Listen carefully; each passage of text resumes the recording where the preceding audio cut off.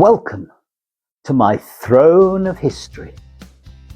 Actually, it's a chair in my living room with a black sheet thrown over it. But in history, you need to learn to use your imagination. So you better start using yours.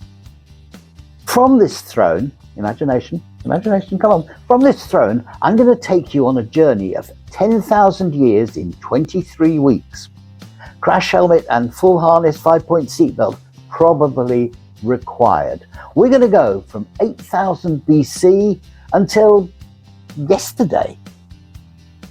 Back in the time of COVID, there's a bit more history for you. Back in the time of COVID, I made a video for each of those 23 periods for children who were out of school because of lockdown. We're going to start by looking at the video I made for this period, and then you come back here to my throne. You've got it, haven't you? Yep. Come back here to my throne and I'll give you some more information and some ideas at how you could have a go at living in that period.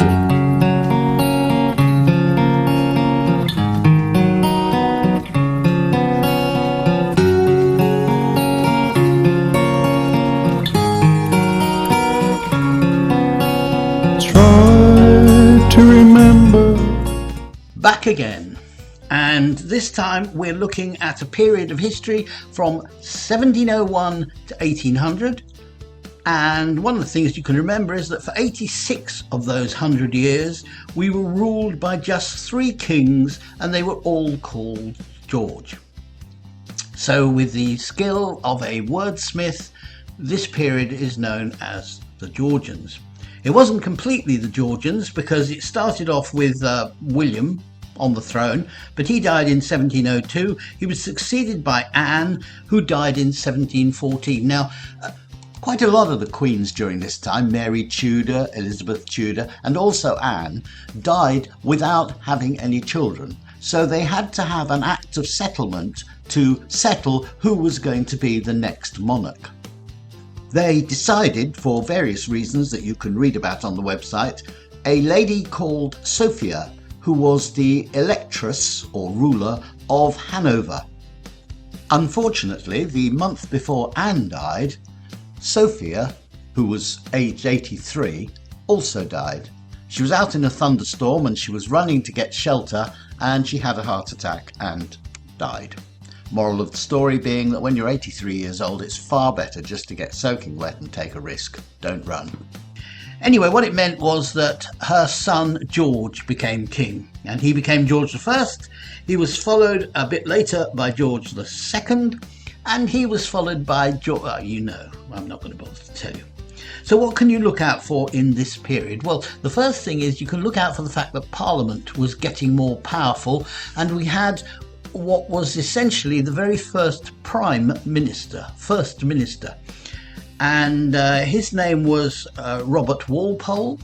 Read about him on the side. I think it's about 1721 that we tell you about that.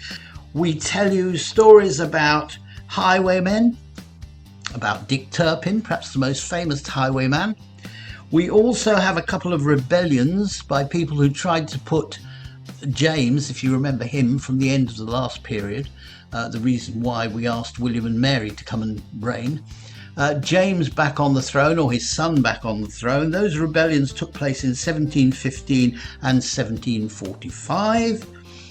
We also tell you about the agrarian and the industrial revolutions. One was about a change in the way we grew and produced our food. The other was the way that we produced manufactured goods. 1752 was a very interesting year because at the beginning of September everybody went to bed, and when they woke up the following morning 11 days had passed. Why, you ask? I'm not telling you now.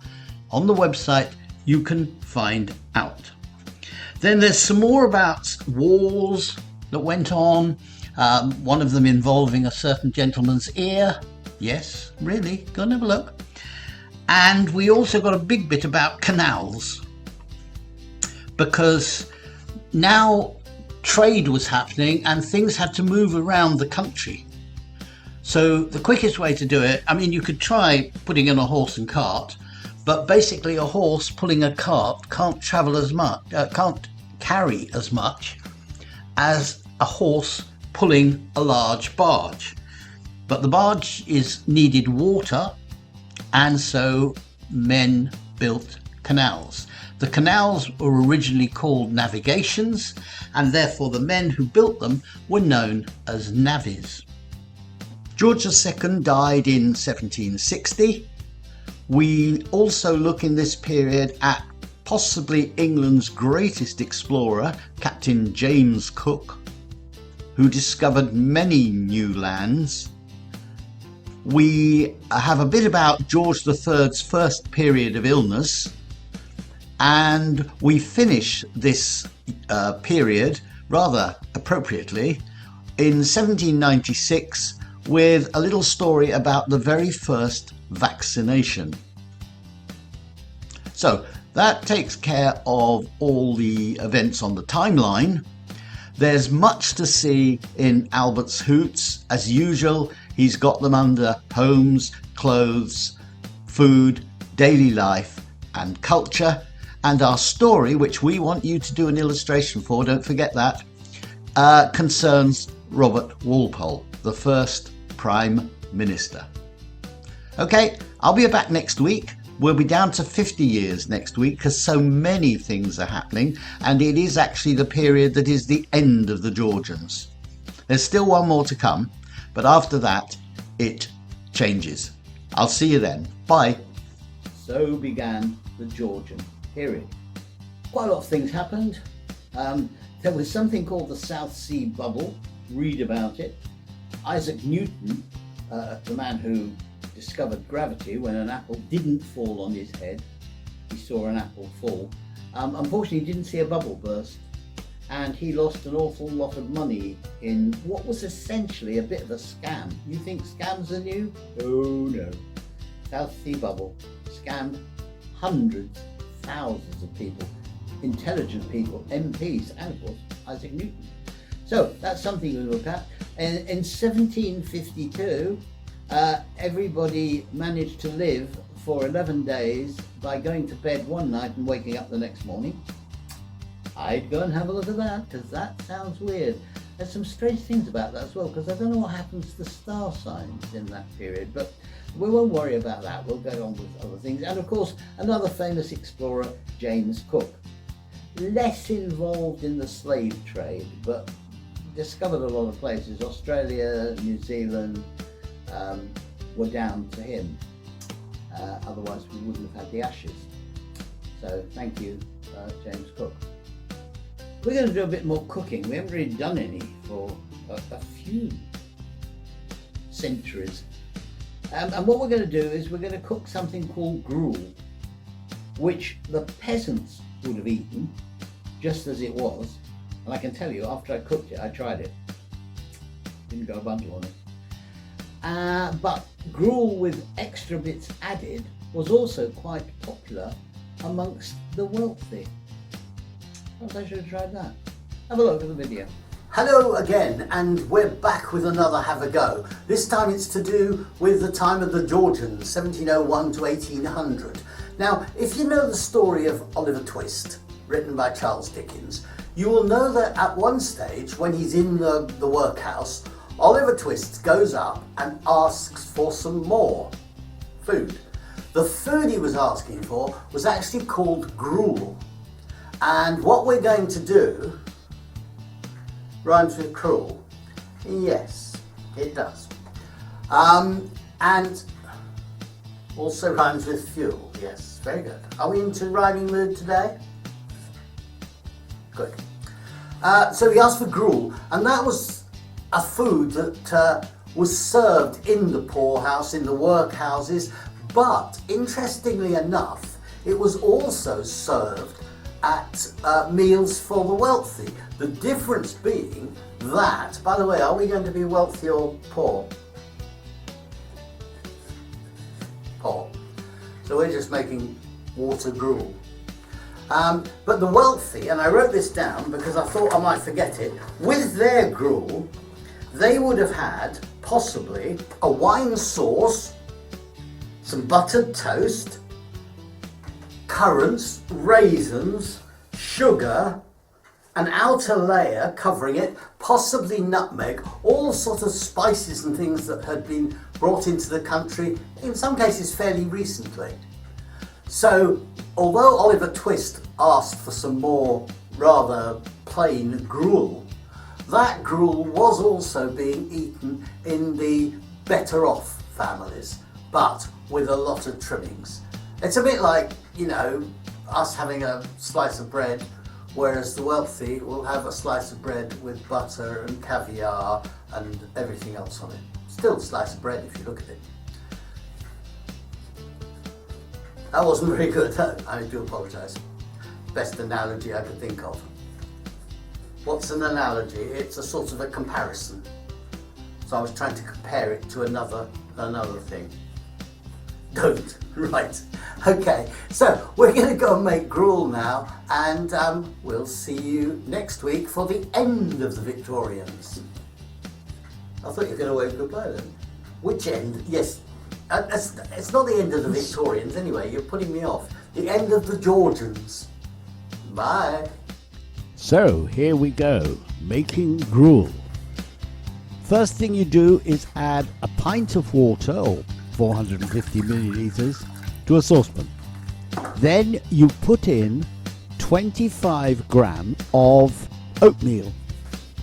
Turn on the gas or electric or whatever you've got and bring it to the boil, stirring all the time. Now I actually followed an old recipe that I found, and I just thought I'd tell you what to do. Take a pint of water and a large spoonful of oatmeal, stir it together, let it boil up, stirring it often. So I did. Don't let it boil over. So there we go. You'll know when it's starting to boil because it will bubble. For you younger owlets, you'll need to have some adult help for this. And once it's boiled, boil it for 2 more minutes. When the 2 minutes is up, keep stirring it by the way, when the 2 minutes is up, near enough, can't be accurate all the time, you then turn off the gas and using a sieve, pour it into your bowl. Now I've got 2 bowls here, one because I didn't think it would fit in one, and 2 because the recipe said it can be quite nice when eaten cold. So I thought, well, we'll have a hot one and we'll have a cold one. Let's see what happens. So you strain it through the sieve, just let it drain through the last little bit there, and then it said drop in a lump of butter, stir that in. It didn't say drop a lump of butter into the cold one, so I didn't. Whether you do or not, I don't know. And then once the butter has melted, it's ready to eat.